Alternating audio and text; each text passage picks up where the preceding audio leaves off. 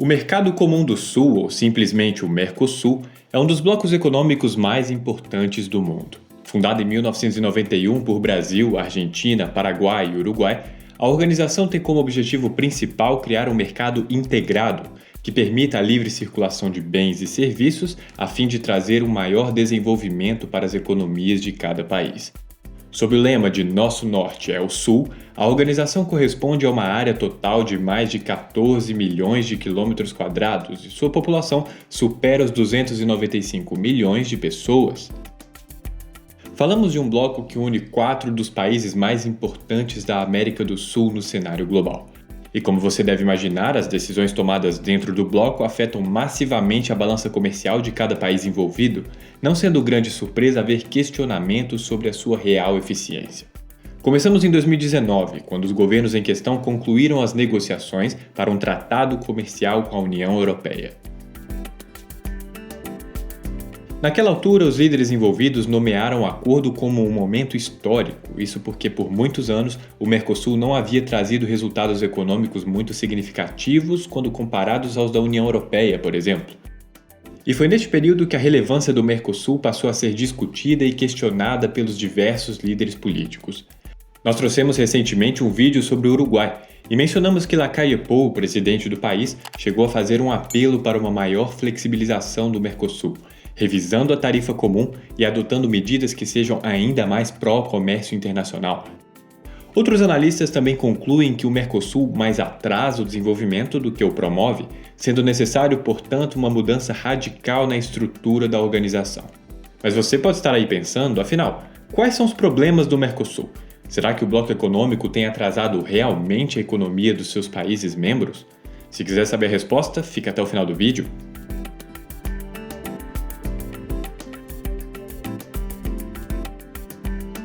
Olá, seja muito bem-vindo! No vídeo de hoje nós vamos entender por que o Mercosul não é a União Europeia.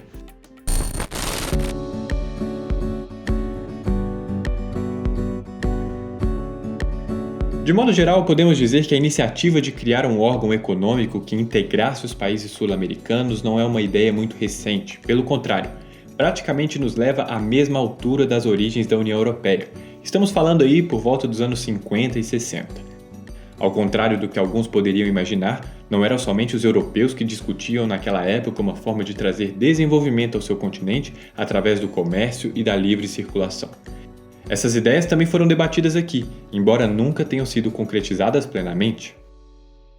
Começamos com o Tratado de Montevideo de 1960, que propunha a criação da Associação Latino-Americana de Livre Comércio, formada por 10 países, entre eles Brasil, Argentina, Chile, Uruguai, México e Venezuela. O tratado visava a redução de tarifas comerciais entre os países membros num prazo máximo de 12 anos, sendo reduzido para 10 ao longo do processo. Porém, devido a problemas políticos e econômicos dos países signatários, a meta nunca foi alcançada e a associação foi sendo deixada de lado aos poucos. Talvez um dos grandes problemas desse acordo é que ele era bastante ambicioso e incluía praticamente toda a América Latina, que por sua vez passava por instabilidades políticas, cada país com sua particularidade. Por isso, não é de se estranhar que nos anos seguintes surgiram acordos com um número mais reduzido de integrantes, justamente para evitar discordâncias e desalinhamentos.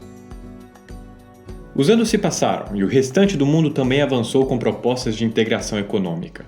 Na Europa era assinado nos anos 90 o Tratado de Maastricht, que agregava vários tratados anteriores, moldando o que é hoje a União Europeia. Inclusive, nós falamos um pouco da formação do bloco econômico no nosso vídeo sobre Luxemburgo, tá aqui em cima caso você queira acompanhar essa história paralela. Na América do Norte, Estados Unidos, Canadá e México assinavam o NAFTA. Na Ásia, era assinado o APEC. Embora nem todos os blocos permitissem a livre circulação de bens e pessoas, é importante mencionar que os demais países fora da América do Sul continuaram progredindo na formação de blocos econômicos. A questão é que o Brasil só conseguia obter avanços quando negociava com o menor número de países, mais precisamente a Argentina e o Uruguai, que quase sempre se mostravam favoráveis a um acordo econômico. Somado ao Paraguai em 1991, finalmente era assinado o Tratado de Assunção, que criava oficialmente o Mercosul. O nome carregava consigo um objetivo bastante claro: criar um mercado comum para o Sul. Porém, já vimos várias vezes na história que uma coisa é o nome de uma organização e outra bastante distinta é o que ela realmente faz. O Mercosul, mesmo 3 décadas depois de sua fundação, nunca conseguiu se tornar de fato um mercado comum. E acontece que este não é nem o único nem o pior de seus problemas.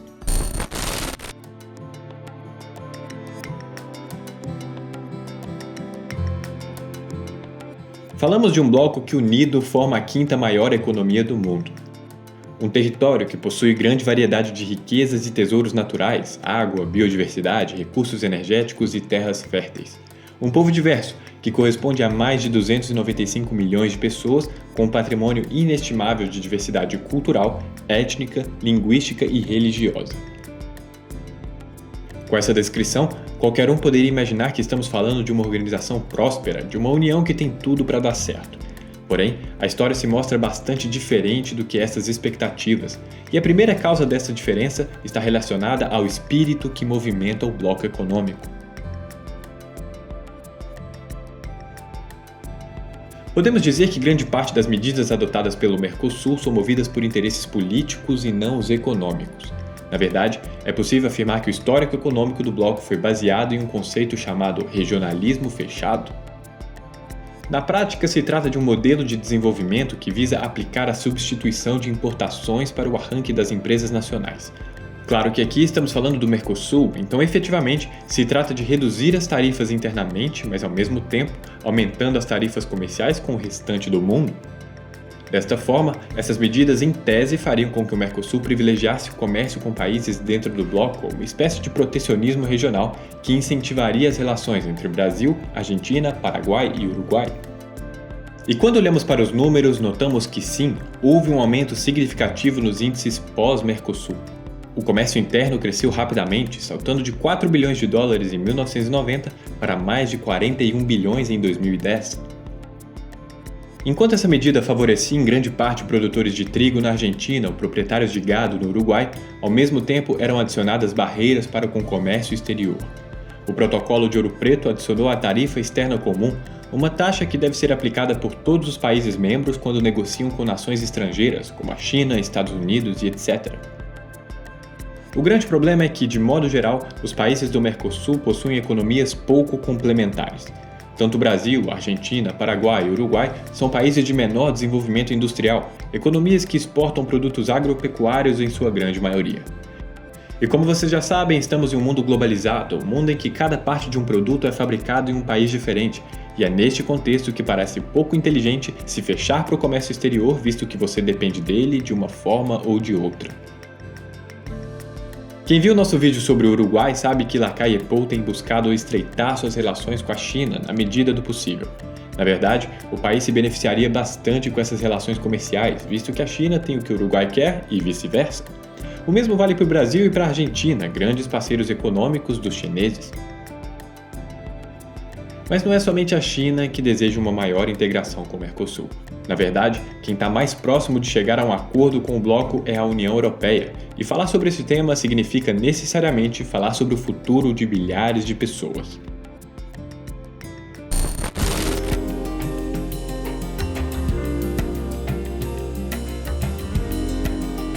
O acordo entre Mercosul e União Europeia atualmente está um pouco parado e podemos dizer que, de certa forma, as duas causas principais estão relacionadas com problemas políticos nos dois continentes, a América do Sul e Europa. Por aqui, é possível afirmar que passamos por um momento de grande indecisão. A crise política na Argentina e o resultado das próximas eleições no Brasil podem ser um verdadeiro divisor de águas para a postura de abertura ou fechamento do comércio exterior do Mercosul. Já na Europa, as tensões na Ucrânia têm forçado as negociações a serem deixadas de lado, mas ao mesmo tempo, a busca por alternativas nas cadeias de suprimentos pode fazer com que a Europa retorne novamente os seus olhos para as Américas, visando um melhor acordo bilateral. Por parte dos atuais líderes políticos do Mercosul, podemos dizer que Lacalle-Pou esteve travando um embate com Alberto Fernandes em um acordo com a China. Enquanto o uruguaio defende que os países devem ter a liberdade para fazer acordos comerciais individualmente com nações fora do bloco, o presidente argentino defende que esses acordos devem ser assinados em conjunto, com todos os países unidos. Bolsonaro não compareceu à última reunião e Mário Benítez, do Paraguai, defendeu de maneira mais moderada a união do bloco. A grande verdade é que o Mercosul não passa por um bom momento. Nos últimos anos, muitos vêm questionando até que ponto o bloco tem sido realmente útil. A sua relevância tem caído de tal maneira que poucos repararam que no ano passado o Mercosul chegou a completar 30 anos de existência. A festa foi discreta e pouco divulgada. Porém, tudo isso pode mudar nos próximos anos? E talvez o primeiro passo seja mesmo o acordo com a União Europeia. As negociações prevêem diversas isenções tarifárias em produtos agrícolas exportados do Mercosul para a Europa e, em contrapartida, haverá reduções de taxas de produtos vindos do bloco europeu em áreas como automobilística, maquinário, produtos químicos e farmacêuticos. E como sempre, existem aqueles que são favoráveis ao acordo e os que são contrários. Os favoráveis celebram a ideia de que os produtos europeus chegarão mais baratos no Brasil, trazendo melhores equipamentos ao Mercosul, aumentando a produtividade e reduzindo burocracias. Por outro lado, os contrários ressaltam a questão ambiental, dizendo que o acordo visa, de forma sutil, transformar as terras sul-americanas em um verdadeiro celeiro para a Europa. Vale ressaltar que o acordo inclui a adesão de todos os países envolvidos no Acordo Climático de Paris de 2016. Como falado anteriormente, o Mercosul passa talvez por um dos momentos mais frágeis de sua história. E a causa, muito provavelmente, remete a uma insatisfação sobre a real utilidade do bloco econômico, que sempre foi movido por interesses políticos sobre o regionalismo fechado. É claro que a União Europeia também é influenciada por esses interesses, é verdade. Porém, a grande diferença entre o Mercosul e o bloco europeu são justamente as zonas de livre circulação de pessoas, bens e serviços, e a liberdade que os países possuem para negociar com nações fora do bloco. Mas me fale você, qual a sua opinião sobre o Mercosul? É um bloco econômico importante para nós ou se tornou inviável para os países sul-americanos? E o acordo com a União Europeia, vale a pena mesmo? Comenta aqui embaixo a sua opinião e não se esqueça de se inscrever no canal para não perder mais vídeos. Eu vou ficando por aqui, um forte abraço e até a próxima!